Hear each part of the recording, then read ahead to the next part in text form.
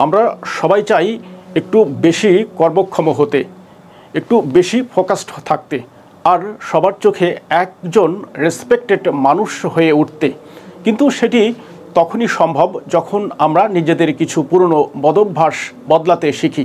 অনেকের মধ্যেই এমন 7টি বদভ্যাস রয়েছে যেগুলো বদলাতে পারলে আপনার মধ্যে ইতিবাচক পরিবর্তন আসবে। নিন্দা ও গীবত করা। নিন্দা ও গীবত করা এমন একটি বদভ্যাস যা অজান্তেই মানুষের মাঝে দূরত্ব সৃষ্টি করে। অন্যের ভুল বা দুর্বলতার আলোচনা শুধুমাত্র সম্পর্কের অবনতি ঘটায় না, নিজেকেও একটি নেতিবাচক মানুষ হিসেবে প্রতিষ্ঠিত করে।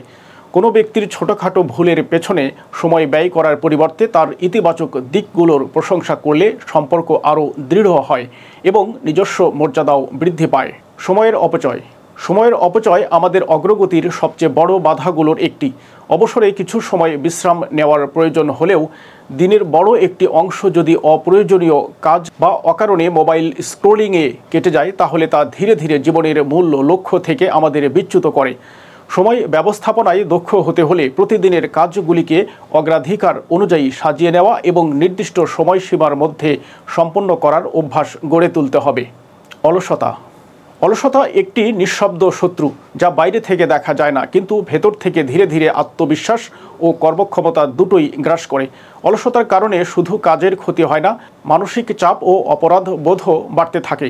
প্রতিদিন একটি নির্দিষ্ট রুটিন মেনে চলার চেষ্টা করলে এবং শারীরিকভাবে সক্রিয় থাকলে অলসতা কাটিয়ে ওঠা সম্ভব। অবিবেচক মন্তব্য করা। অবিবেচক মন্তব্য করা আমাদের সামাজিক সম্পর্কের ক্ষতি করে। কখনো কখনো অল্প রাগ বা উত্তেজনার মুহূর্তে এমন কথা বলা হয় যা দীর্ঘমেয়াদে সম্পর্কের ওপর নেতিবাচক ছাপ ফেলে। চিন্তাভাবনা করে সংযত ভাষায় কথা বললে ভুল বোঝাবুঝি কমে এবং পারস্পরিক শ্রদ্ধাবোধ বৃদ্ধি পায়। কথার মাধ্যমে অনুপ্রেরণা ছড়ানো একজন ব্যক্তিকে সবাই আপন করে নিতে চায়। অতিরিক্ত আত্মবিশ্বাসী হওয়া। আত্মবিশ্বাসী হওয়া জীবনে অত্যন্ত প্রয়োজনীয়, তবে অতিরিক্ত আত্মবিশ্বাস প্রায়শই ব্যক্তিকে অহংকারী করে তোলে। কেউ যদি সব সময় নিজেকে সঠিক মনে করে এবং অন্যের মতামতকে মূল্য না দেয়, তবে ধীরে ধীরে তার চারপাশে একাকিত্ব তৈরি হয়।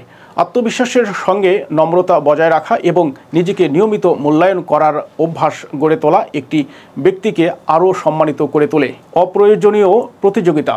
অপ্রয়োজনীয় প্রতিযোগিতা একটি অদৃশ্য চাপ তৈরি করে যা ব্যক্তিজীবনে অস্থিরতা ও অসন্তুষ্টি ডেকে আনে।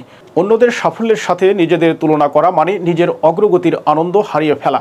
নিজের গতিতে নিজের লক্ষ্যের দিকে এগিয়ে চলা এবং আত্ম উন্নতির দিকে মনোনিবেশ করাই প্রকৃত সাফল্যের চাবিকাঠি। অন্যের পথ নয়, নিজের পথেই সফলতার ছাপ রাখা সম্ভব। অসহিষ্ণুতা। অসহিষ্ণুতা সমাজের শান্তি এবং ব্যক্তিগত সম্পর্কের বড় শত্রু।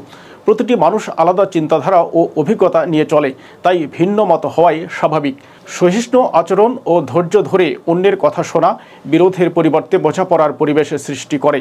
জীবনের প্রতিটি স্তরে, পারিবারিক হোক বা পেশাগত, সহনশীলতা একজন ব্যক্তির প্রতি অন্যদের আস্থা ও ভালোবাসা বাড়িয়ে দেয়। সবাই চায় এমন কাউকে পাশে পেতে যার মধ্যে ইতিবাচকতা, নিয়মিত উন্নতির চেষ্টা আর জীবন নিয়ে স্পষ্ট ভাবনা থাকে। আপনি যদি এই ছোট ছোট অভ্যাসগুলো বদলে ফেলেন, আপনিও সবার কাছে প্রিয় হয়ে উঠবেন।